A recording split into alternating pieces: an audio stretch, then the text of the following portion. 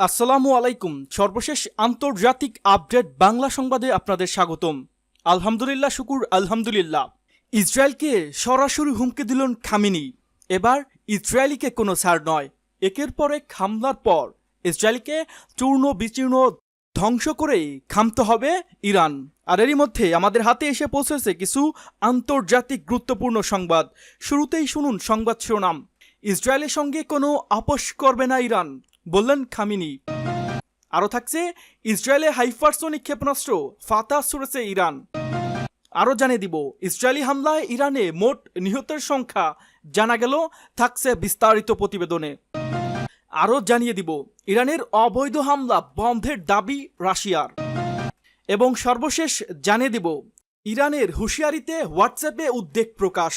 এতক্ষণ শুনছিলেন সংবাদ শিরোনাম, এবার বিস্তারিত। তবে তার আগে আপনি যদি ইরান সহ সকল প্রক্সি বাহিনীকে এবং প্রক্সি বাহিনীর হামলাকে সমর্থন করে থাকেন, মুসলিম বিশ্বের পক্ষে অবস্থান নেন, তাহলে ভিডিওটিতে একটি লাইক দিন এবং চ্যানেলটি সাবস্ক্রাইব করতে ভুলবেন না।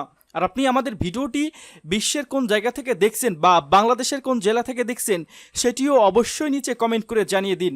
আপনার মতামত আমাদের কাছে গুরুত্বপূর্ণ। ইসরায়েলের সঙ্গে কোনো আপোষ করবে না ইরান, বললেন খামেনি। ইরান কখনোই জায়ানবাদীদের সঙ্গে আপোষ করবে না বলে মন্তব্য করেছেন দেশটির সর্বোচ্চ নেতা আয়াতুল্লাহ আলী খামেনি। সামাজিক যোগাযোগ মাধ্যম এক্স দেওয়া পোস্টে তিনি এ মন্তব্য করেন। খবর বিবিসির। এক পোস্টে খামেনি লিখেছেন, আমরা জয়ানবাদীদের প্রতি কোনো দয়া দেখাবো না। আর এক পোস্টে তিনি লেখেন, যুদ্ধ শুরু হলো। এই মন্তব্যগুলো তার একাধিক ভাষায় পরিচালিত এক্স অ্যাকাউন্টে প্রকাশিত হয়েছে। মার্কিন প্রেসিডেন্ট ডোনাল্ড ট্রাম্প খামেনিকে নিয়ে মন্তব্য করার পর এটি ছিল তার প্রথম প্রকাশ্য প্রতিক্রিয়া। মঙ্গলবার ইরানের সর্বোচ্চ নেতা আয়াতুল্লাহ আলী খামেনির বিষয়ে ইঙ্গিত করে প্রেসিডেন্ট ডোনাল্ড ট্রাম্প তার নিজস্ব সামাজিক যোগাযোগ মাধ্যম ট্রুথ সোশ্যালে লেখেন, আমরা ঠিক জানি তথাকথিত সর্বোচ্চ নেতা কোথায় লুকিয়ে আছেন। তিনি লিখেন, তিনি সহজ লক্ষ্যবস্তু, কিন্তু সেখানে নিরাপদে আমরা তাকে বের করে আনব না। তো এখন নয়। প্রেসিডেন্ট ডোনাল্ড ট্রাম্প আরও বলেছেন, কিন্তু আমরা চাই না বেসামরিক নাগরিক বা আমেরিকান সৈন্যদের উপর আক্রমণ ক্ষেপণাস্ত্র নিক্ষেপ হোক। আমাদের ধৈর্য ক্রমশ হ্রাস পাচ্ছে। এর কিছুক্ষণ আগে দেওয়া এক পোস্টে তিনি বলেন, ইরানের আকাশসীমা আমাদের নিয়ন্ত্রণে। এই পোস্ট দুটির পরই তৃতীয় আরেকটি পোস্টে প্রেসিডেন্ট ট্রাম্প লিখেছেন, আনকন্ডিশনাল স্যারেন্ডার। ইসরায়েলে হাইপারসোনিক ক্ষেপণাস্ত্র ফাতাহ ছুড়েছে ইরান। ইসরায়েলের একটি ফাতাহ 1 হাইপারসোনিক ক্ষেপণাস্ত্র ছুড়েছে ইরান। 17 জুন রাতে এটি তেল আবিবকে লক্ষ্য করে ছোড়া হয়। এক প্রতিবেদনে এ তথ্য জানিয়েছে ব্রিটিশ সংবাদ মাধ্যম বিবিসি। 2024 সালে 1 অক্টোবর ইরানে আক্রমণের সময় তারা কয়েক ডজন ফাতাহ 1 ক্ষেপণাস্ত্র নিক্ষেপ করেছে। বর্তমান যুদ্ধে ফাতাহ ক্ষেপণাস্ত্রটি প্রথমবারের মতো ব্যবহার করা হয়েছে বলে মনে হচ্ছে। ফাতাহ ক্ষেপণাস্ত্রটি প্রথম 2023 সালে উন্মোচিত হয়েছিল এবং ইরানের সর্বোচ্চ নেতা আলী খামেনির এর নামকরণ করেছিল। আইআরজিসির ক্ষেপণাস্ত্রটি ইসরায়েলি স্ট্রাইকার হিসেবে উল্লেখ করেছে এবং এর উন্মোচনের সময় ইরানের রাজধানী তেহরানে একটি বড় ব্যানার স্থাপন করা হয়েছিল, যেখানে হিব্রু ভাষায় লেখা ছিল, তেল আবিবে 400 সেকেন্ড। যদিও আইআরজিসি দাবি করে যে ফাতাহ হাইপারসোনিক ক্ষেপণাস্ত্র, তবে সামরিক বিশেষজ্ঞরা এর প্রকৃত হাইপারসোনিক ক্ষমতা নিয়ে সন্দেহ প্রকাশ করেন। উল্লেখ্য, 13 জুন থেকে শুরু হওয়া ইরান ও ইসরায়েলে পাল্টাপাল্টি হামলায় ভয়াবহ সংঘাতের রূপ নিয়েছে। উভয় দেশই একে অন্যকে লক্ষ্য করে ড্রোন, ক্ষেপণাস্ত্র ও বিমান হামলা চালাচ্ছে। এতে দু দেশেরই বহু মানুষ হতাহত হয়েছে। ইসরায়েলি হামলায় ইরানের মোট নিহতর সংখ্যা জানা গেল। ইরানে গত 13 জুন থেকে শুরু হওয়া ইসরায়েলি হামলায় 585 জন নিহত হয়েছেন। ওয়াশিংটন ডিসি ভিত্তিক গ্রুপ হিউম্যান রাইটস অ্যাক্টিভিটিস এ তথ্য জানিয়েছে। খবর আল জাজিরার। সংগঠনটি বলছে, ইসরায়েলি হামলায় ইরান জুড়ে কমপক্ষে 885 জন নিহত এবং 1326 জন আহত হয়েছেন। সংগঠনটি আরও জানিয়েছে, তারা নিহতদের মধ্যে 239 জন বেসামরিক নাগরিক এবং 126 জন নিরাপত্তা কর্মী বলে চিহ্নিত করেছেন। ইরান ইসরায়েলি সংঘাতে নিয়মিত মৃত্যুর সংখ্যা প্রকাশ করছে না। সোমবার প্রকাশিত তাদের সর্বশেষ আপডেট মৃতের সংখ্যা 224 জন এবং আহত 1277 জন বলে উল্লেখ করা হয়েছে।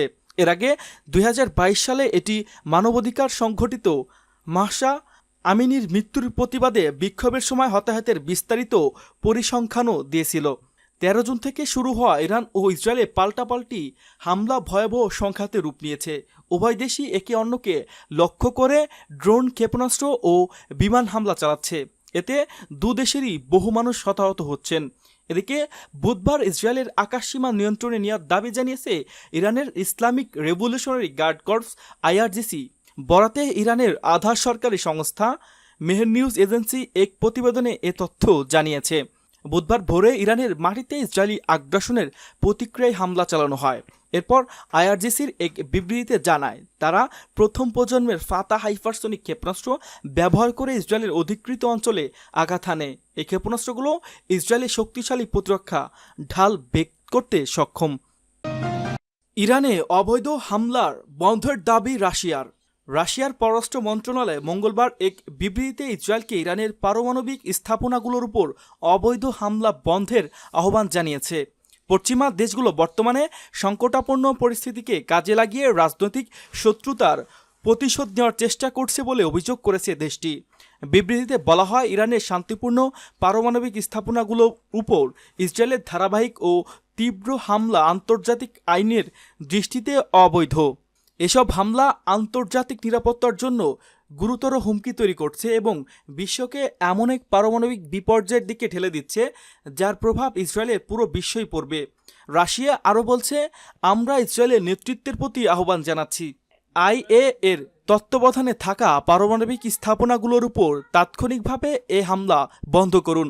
বিবৃতিতে কিছু পশ্চিমা দেশ সুযোগ সন্ধানী আচরণ করছে বলে অভিযোগ করা হয়, তবে নির্দিষ্ট কোনো দেশের নাম উল্লেখ করা হয়নি।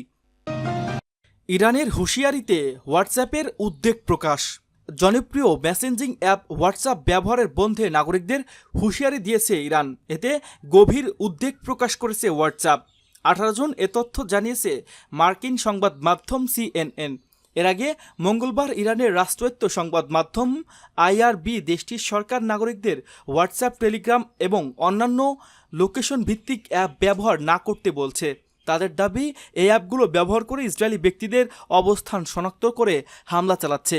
হোয়াটসঅ্যাপ জানিয়েছে, ইরান সরকার দেশটির নাগরিকদের হোয়াটসঅ্যাপ ব্যবহার বন্ধে যে হুঁশিয়ারি দিয়েছে তা নিয়ে গভীর উদ্বেগ প্রকাশ করেছে দেশটির প্রতিষ্ঠানটি। মঙ্গলবার এক বিবৃতিতে হোয়াটসঅ্যাপের এক মুখপাত্র বলেন, আমরা উদ্বিগ্ন যে এই ধরনের মিথ্যা অভিযোগকে অজুহাত হিসেবে ব্যবহার করে এমন একটি সময় আমাদের সেবা বন্ধ করে দেয়া হতে পারে যখন মানুষ সবচেয়ে বেশি আমাদের দরকার। হোয়াটসঅ্যাপের পক্ষ থেকে জানানো হয়েছে, তাদের অ্যাপ পাঠানো সব বার্তা ট্রু অ্যান্ড এনক্রিপ্টে, অর্থাৎ শুধুমাত্র প্রয়োগ ও গ্রাহক বার্তাটি পড়তে পারেন। হোয়াটসঅ্যাপ নিজেও বার্তাগুলো কপি রাখতে পারে না বা সেগুলো পড়তে পারে না।